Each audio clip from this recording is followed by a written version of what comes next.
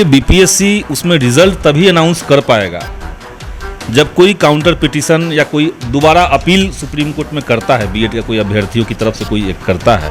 ये बहाली नहीं फंसेगी, एग्ज़ाम होगा, लेकिन हमें लगता है कि बीएड के जो अभ्यर्थी हैं उनका रिजल्ट सिर्फ होल्ड पे रखा जाएगा, बाकी को रिजल्ट दिया जाएगा। सरकार इसमें स्पष्ट क्या कर सकती है?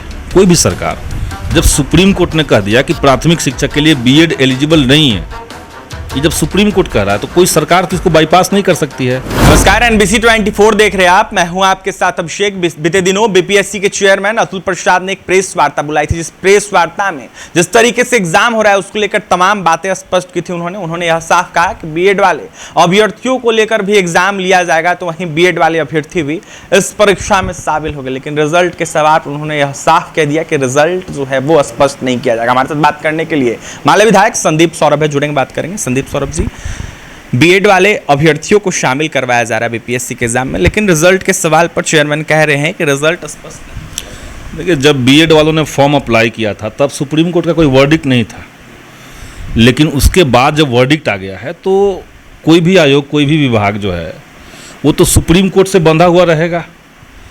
इसीलिए बीपीएससी उसमें रिजल्ट तभी अनाउंस कर पाएगा जब कोई काउंटर पिटीशन या कोई दोबारा अपील सुप्रीम कोर्ट में करता है, बीएड का कोई अभ्यर्थियों की तरफ से कोई एक करता है, और उसमें अगर जीत होती है या पुराने वर्डिक्ट पे सुप्रीम कोर्ट स्टे लगाता है, तब रिजल्ट आ सकता है। ये तो बहुत ऑब्वियस बात है, यही इसी तरह से होना है। जिस तरीके से एग्जाम लिया जाएगा इसके बाद बहाली फंस जाएगी। नहीं, बहाली नहीं फंसेगी, एग्ज़ाम होगा, लेकिन हमें लगता है कि बीएड के जो अभ्यर्थी हैं उनका रिजल्ट सिर्फ होल्ड पे रखा जाएगा, बाकी को रिजल्ट दिया जाएगा। तो और उनका अगर होल्ड पे रखा जाएगा तो हम तो मान रहे हैं कि उनका फिर जो अटेम्प्ट है वो काउंट नहीं होना चाहिए, तो इसी तरह से चलना चाहिए। परीक्षा होने वाली है 24, 25, 26 को बीपीएससी के द्वारा एग्जाम लिया जा रहा है। ऐसे में अभ्यर्थियों का कहना है कि अगर हम एग्जाम दे रहे हैं तो सरकार को स्पष्ट सरकार इसमें स्पष्ट क्या कर सकती है? कोई भी सरकार, जब सुप्रीम कोर्ट ने कह दिया कि प्राथमिक शिक्षा के लिए बीएड एलिजिबल नहीं है, ये जब सुप्रीम कोर्ट कह रहा है तो कोई सरकार तो इसको बाईपास नहीं कर सकती है।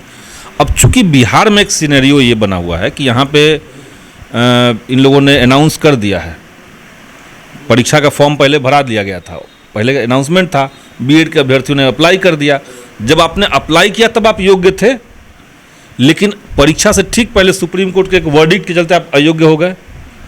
तो अब सरकार इस पर क्या कर सकती है? दो तरीके से कर सकती है।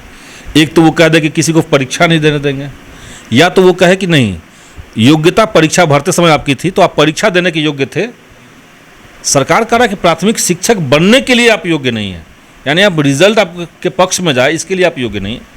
तो वो एक प्रक्रिया है, इसमें अब छात्रों को देखना पड़ेगा क्या किया जा सकता है। काफ़ी ज़्यादा है छात्रों में। अभ्यर्थी इसके खिलाफ आक्रोश है।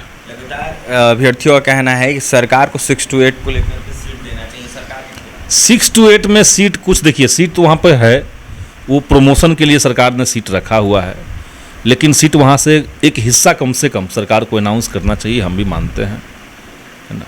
बीएड वाले अभ्यर्थियों को लेकर आप क्या कहिए? हम तो कहेंगे कि अब सुप्रीम कोर्ट का जो आदेश है उसके आलोक में आप लोग डीएलएड का कोर्स कीजिए, यही कहा जा सकता है, और क्या, और कोई ऑप्शन?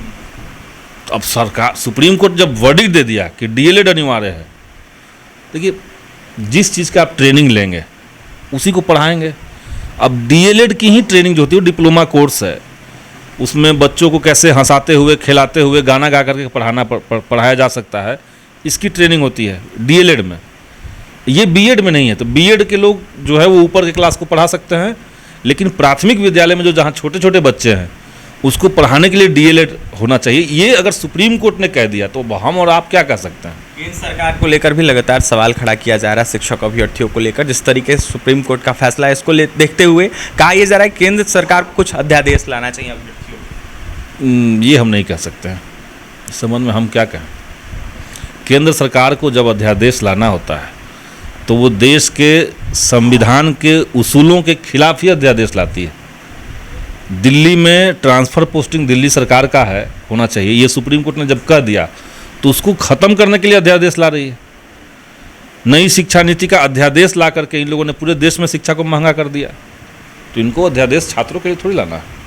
तो केंद्र सरकार को छात्रों के लिए अध्यादेश नहीं लाना है, ऐसे में बीएड अभ्यर्थियों को लेकर क्या कुछ कह रहे थे हिमालय विधायक संदीप सौरभ, आपने सुना है। और तमाम खबरों के लिए NBC 24 के साथ बने रहे पटना से सहयोगी अमित के साथ अभिषेक की रिपोर्ट।